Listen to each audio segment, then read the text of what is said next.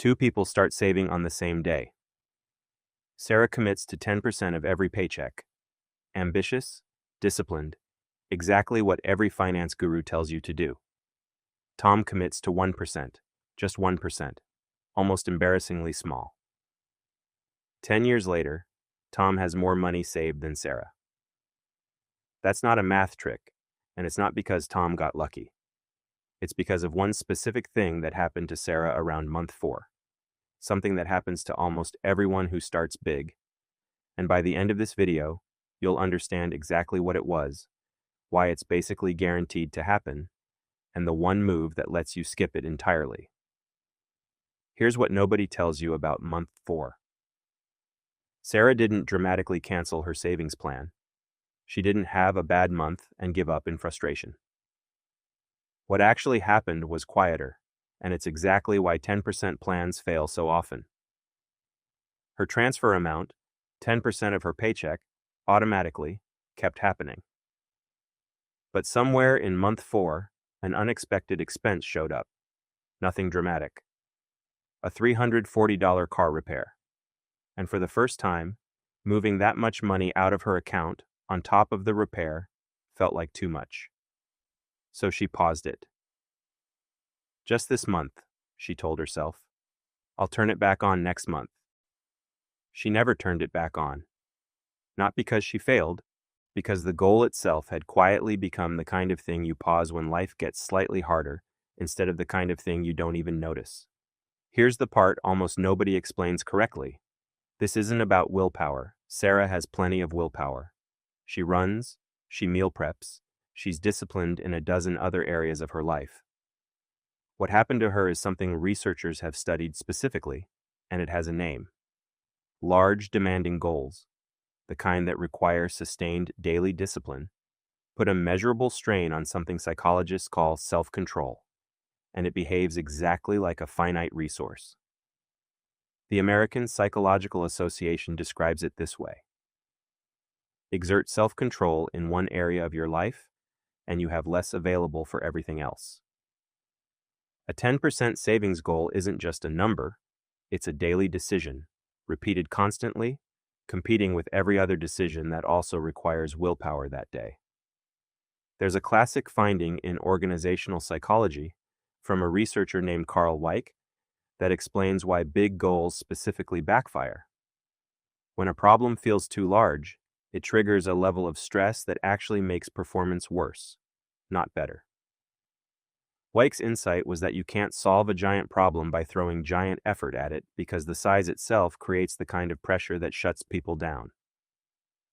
The fix, in his words, is redefining the problem as a series of small, concrete, achievable wins instead. This is Sarah's story exactly. 10% wasn't too hard mathematically. It was too hard psychologically. Every single payday, it demanded a decision under pressure. And pressure is exactly the condition under which people quit. 3 months before Sarah paused her transfer, Tom had almost the opposite experience. His car needed the exact same kind of repair.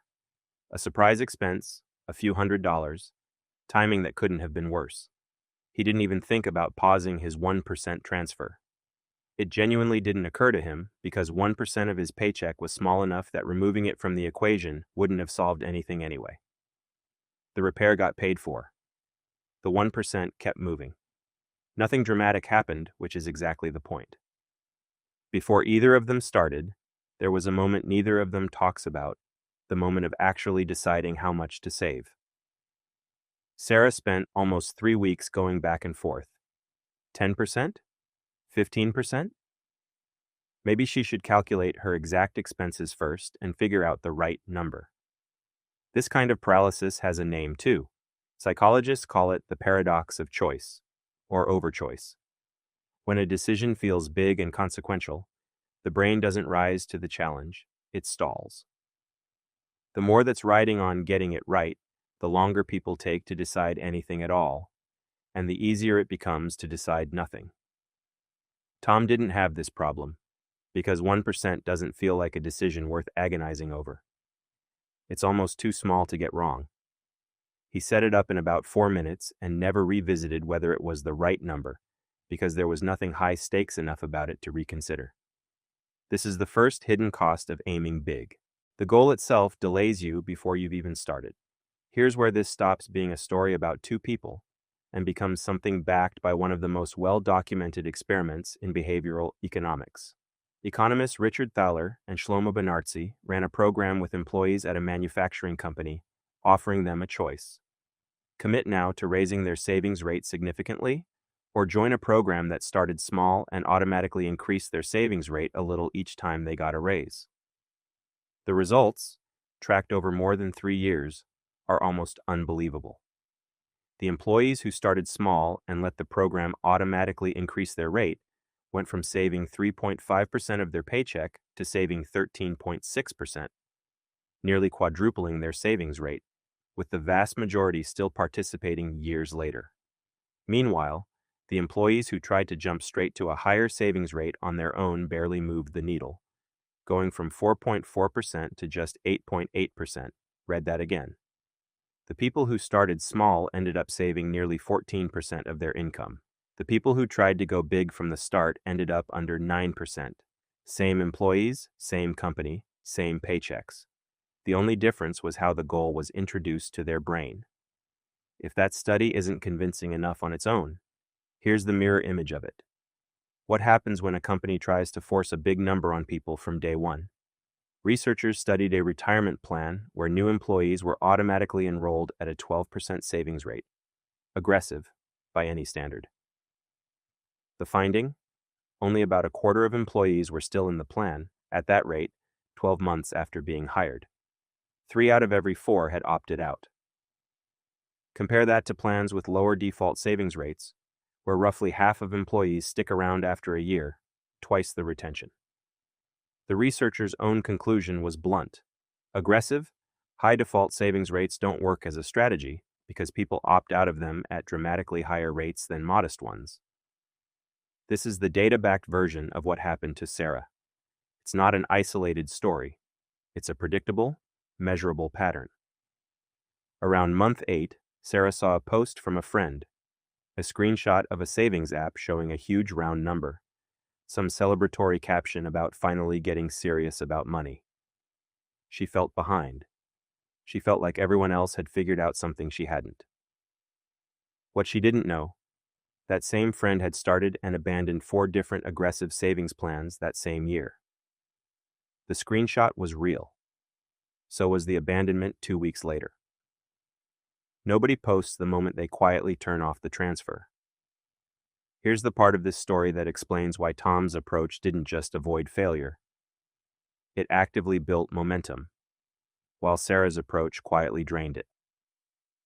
Every time Tom's 1% transfer happened without friction, without a hard decision, without pain, his brain logged it as a tiny win. And tiny wins compound psychologically the same way money compounds financially. Each successful, painless month made the next month easier to continue, because nothing about it felt like a struggle worth reconsidering. This tracks with something habit researchers have found again and again. Motivation follows action, not the other way around. You don't need to feel ready to save 1%. The action is small enough that it doesn't require readiness.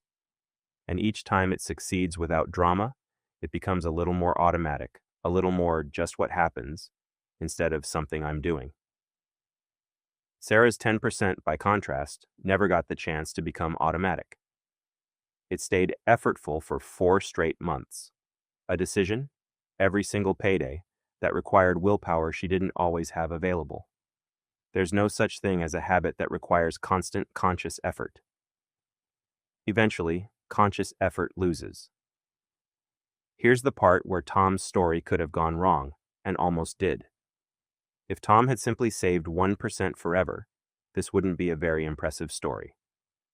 1% of most paychecks is genuinely not enough to build real financial security. This is the honest catch in the whole approach. And it's the part most people who talk about start small leave out entirely. What actually made Tom's story work was one additional decision, made at the very beginning. His 1% wasn't just small. It was set to automatically increase by 1 percentage point every year, tied to his annual raise, without requiring him to make a new decision each time. Year 1, 1%. Year 2, 2%. By year 7, without a single moment of willpower testing effort, he was saving 7%, approaching, and eventually passing, the number Sarah had tried and failed to hit on day 1. This single design choice is the difference between starting small, as a lifestyle, and starting small, as a trap. Research on automatic escalation shows people who combine a small starting point with automatic annual increases save meaningfully more after a few years than people who start small and just stay there. The small start removes the resistance. The automatic increase removes the need to ever decide again. There's a deeper principle running underneath everything in this video, and it's worth naming directly. Systems beat willpower every single time, over a long enough timeline. A striking real-world test of this happened in a completely different context. A savings program offered to low-income individuals that let them voluntarily lock their own money away until they hit a savings goal they set themselves. No one forced them. They chose the restriction in advance for themselves. The result? Average savings balances increased by over 40% after 6 months, and by more than 80% after a full year, among people who, by definition, had struggled to save through willpower alone before the program existed. The lesson isn't restrict yourself. The lesson is that the moment you remove an ongoing decision from your own hands, through automation, through structure, through a system that runs without requiring your daily consent, you stop relying on a resource that predictably runs out. Sarah's plan required her willpower every 2 weeks, forever. Tom's plan required his willpower exactly once, on the day he set it up. Here's where the math and the psychology finally meet, and where this story stops being about willpower and becomes about money. Someone who starts saving 6% of their income at age 22 and increases that by 1 percentage point annually until they reach 20% doesn't just save some more than someone who stays at a flat lower rate. Over a working lifetime, the gap can run into the hundreds of thousands of dollars, purely from the compounding effect of that rising rate combined with decades of market growth. Even a single percentage point jump matters more than most people assume. On a $125,000 salary, moving from 5% to 6% is roughly $104 extra a month, a number small enough to barely notice in your budget. But compounded over 20 years, that single percentage point can add up to somewhere in the neighborhood of $55,000. Now stack 7 or 8 of those single percentage point increases on top of each other, automatically, over a decade, the way Tom's plan did, and you start to see exactly why he passed Sarah. Not by trying harder, but by never having to try at all after day 1. One way to think about it, borrowed from a well-known idea about daily improvement. Getting just 1% better at something, repeated consistently, compounds into a roughly 37 times improvement over the course of a year. Sarah's plan asked her to be dramatically better, immediately, and sustain it. Tom's plan asked him to be 1% better, and let time do the multiplying. Here's the part of this video that most videos on this topic skip, and it's important enough that skipping it would make everything above feel dishonest. Starting small only works if it doesn't become permanent by accident. Research on automatic enrollment programs has found a real risk. People who get defaulted into a low savings rate, even when it's designed as a starting point, often anchor there and never increase it, even when a raise or a life change would make a higher rate easy to absorb. If Tom had set his 1% and never touched the automatic increase setting, he could have spent a decade saving a number that genuinely wasn't enough, mistaking "I started something" for "I built something." It's also worth being fair to Sarah's original instinct. If someone can genuinely sustain an aggressive savings rate, and some people can, the math rewards them handsomely, because more money saved earlier compounds longer. One real-world experiment found that even a fairly high default savings rate, around 11%, only pushed a modest number of people to opt out entirely, and the group as a whole still ended up saving more overall than they would have at a lower default. High targets aren't doomed for everyone. They're just statistically much riskier for most people. And the data shows dramatically higher abandonment rates as that number climbs toward 12% and beyond. The honest version of this video's argument isn't small is always better than big. It's this: small combined with automatic growth beats big combined with relying on willpower for the vast majority of people, most of the time. That's a Gedragsmatic claim, not a mathematical one, and it's important to know the difference. Go back to Sarah and Tom. Same income, roughly. Same goal, eventually. Building real savings. The only difference was never discipline, and it was never that Tom was somehow better with money than Sarah. The difference was that Sarah's plan demanded a decision she had to win every single payday, and Tom's plan was built so small and so automatic that there was nothing left to decide after the first 4 minutes. If you've been putting off saving because the right number feels too big to commit to, here's the actual answer. Pick a number so small it's almost embarrassing. Automate it today and set it to grow a little every year without asking you first. That's not a compromise.